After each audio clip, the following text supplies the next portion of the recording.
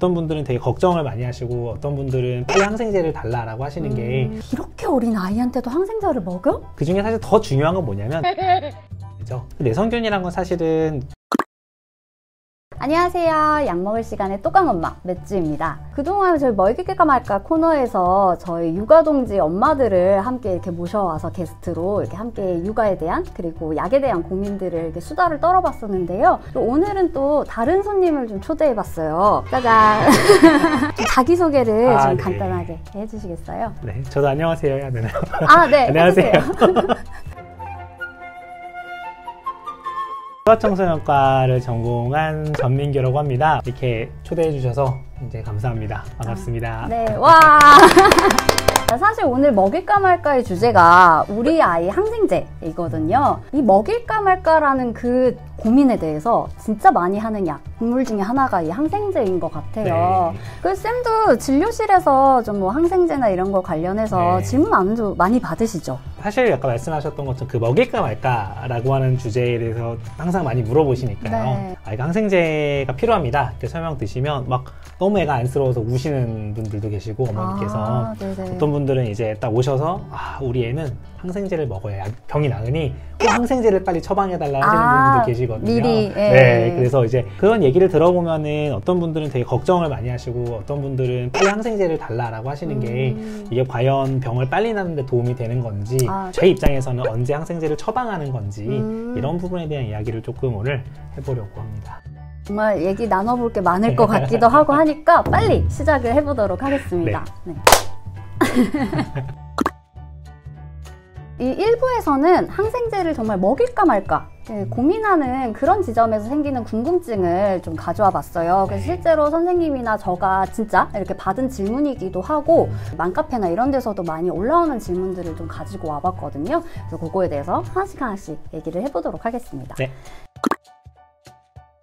먼저 이제 처방하는 입장에 항생제를 처방할 때는 균을 죽인 약제이기 때문에 기본적으로 균성 감염이 의심되면 그때는 항생제를 사용합니다. 균성 감염이라는 게 근데 사실은 저희가 뭐 증상이 이 증상이 있으면 이건 무조건 균성 감염입니다 라고 보기는 어려운 부분들도 있고 뭐 질병으로 보면은 뭐 폐렴이라든지 부비동염, 중이염 아니면 특별히 요로 감염 같은 병들은 이제 균으로 인한 병들이 많기 때문에 그런 병들이 의심될 때는 항생제를 처방하는 경우들이 많거든요. 근데 물론 이 모든 병들이 다 균성 감염으로 오는 건 아니고 바이러스성 감염으로 오는 경우가 많은 경우도 있습니다. 그래서 균성 감염의 가능성이 좀 높아 보인다라고 한다면 항생제를 저희가 처방하고 그게 아니고 바이러스성 감염이 높아 보인다라고 한다면은 저희가 항생제를 굳이 처방할 필요가 없으니 그럼 지금 있는 증상을 조금 조절하면서 경과를 좀 보자라고 말씀을 드리긴 합니다. 근데 보통 이제 엄마들이 소아과를 많이 방문하게 되는 이유 중에 하나가 그 감기 때문이잖아요. 근데 사실 감기는 바이러스 때문에 오는 거잖아요. 그래서 꼭 항생제가 필요할까 막 이렇게 하는데 많은 엄마들은 노란 콧물이 나면은 항생제 처방을 좀 주시는 것 같던데 이렇게 생각을 하세요. 노란 콧물이 그러면 우리가 균성 감염의 증거가 되느냐가 굉장히 중요한 부분일 것 같아요. 사실은 노란 콧물이 왜 나냐를 생각을 해보면 바이러스나 균이 들어오면 우리 면역계가 막 전쟁을 열심히 합니다. 그러면서 이제 거기 나오는 백혈구가 죽어서 나오는 시체 덩어리 같은 게 노란 콧물로 보인다고 생각하시면 돼요. 그런데 이제 그 시체가 나온다고 해서 그렇다면 이건 분명히 균성 감염일 것이냐? 사실은 그렇지는 않지만 우리가 이제 진찰을 하다 보면 카메라로 코 같은 데를 들여다보면 부비동에서 이렇게 콧물이 나오는 부분이 있거든요. 근데 거기가 특별히 더 노랗고 뭐 이런 증상이 있다면 우리가 부비동염을 의심을 해서 거기에 맞는 항생제를 드리는 경우도 있고요.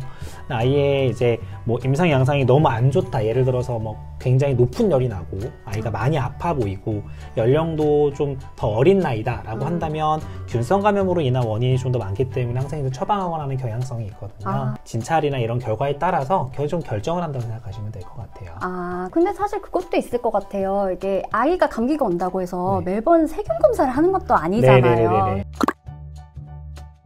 배양 검사를 하고 어떤 균인지 명확하게 알고 있는 상태에서 저희가 약을 처방을 하는 것이 가장 중요한 결정 근거일 수 있지만 저희가 모든 아이들에게 모든 균 검사를 해서 모든 균이 나오면 그때부터 약을 쓰거나 하는 전략을 취하고 있지 않고 왜냐면 그게 너무 늦어버리기 때문에 그렇거든요. 사실 그 검사를 하는데 들이는 시간과 노력 특히나 어른보다는 좀 더 아이들한테 그런 검사를 저희가 막 피를 한 번 뽑아도 막 많이 뽑을 수가 없잖아요. 그쵸. 그래서 그런 부분들이 항상 저희한테 어려운 부분이기는 한데 그것 때문에 항상 고민도 좀 많은 것 같습니다. 아, 진짜 증상을 보고 하는 거라 이게 딱 칼로 무자르듯이 네, 맞습니다. 항생제를 이렇게 처방할 수 있는 상황, 아닌 네네네. 상황은 아닌 것 같아요. 네, 맞습니다. 그리고 이제 또 질문이 하나 더 있는 게 생 항생제.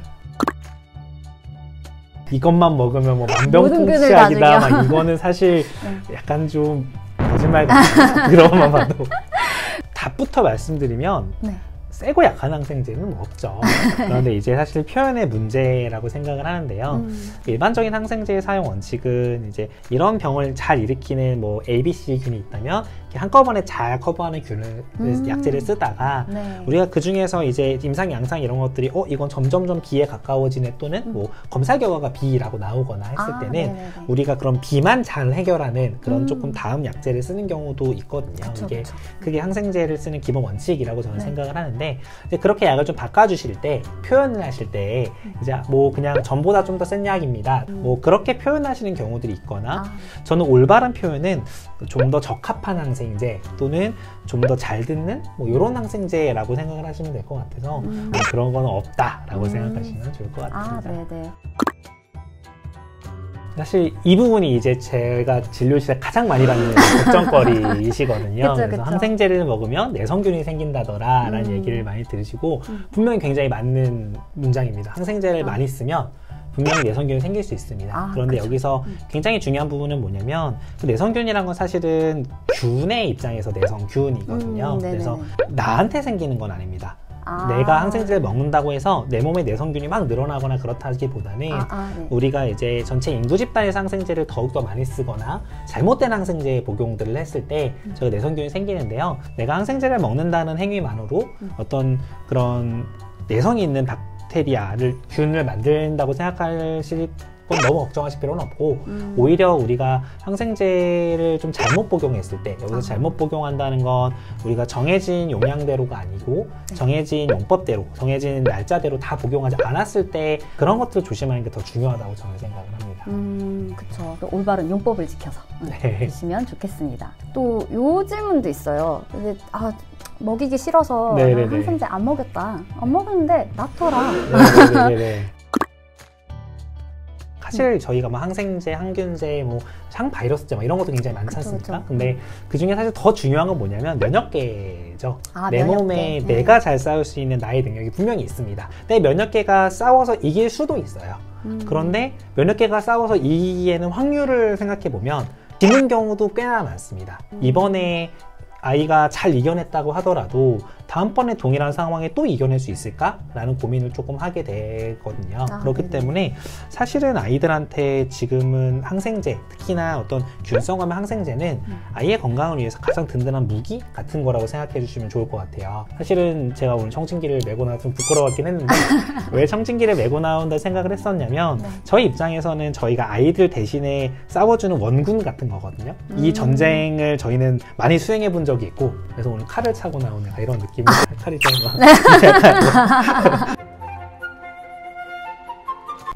그래서 사실은 저는 항생제를 그래서 안 먹어도 나을 수 있죠. 이번에 전쟁은 잘 이겼던 겁니다.